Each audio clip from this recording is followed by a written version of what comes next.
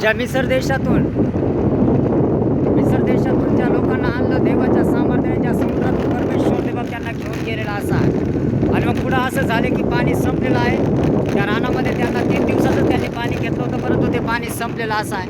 आणि म्हणून प्रभू येशूच्या नावात प्रभू परमेश्वर लवकरच येत आहे. तुम्ही जागृत राहा, तयार राहा. आणि जे पाणी संपलेलं होतं देवाच्या लोकांना 3 दिवसाचं जे पाणी होतं ते संपलेलं असं आहे. आणि ते पाणी संपण्यात येत आणि मग ते लोक त्या ठिकाणी कुरकुर करत आहेत. आणि मग परमेश्वर त्या खडकातून देवाच्या लोकांना पाणी काढत आहे. आणि ज्या खडकातून पाणी काढलेला असा आहे तो खडकही आता त्या ठिकाणी आहे. संशोधन करणारे जे आहे त्या लोकांनी रिसर्च केली देवाच्या लोकांना या सालीचीच असणे.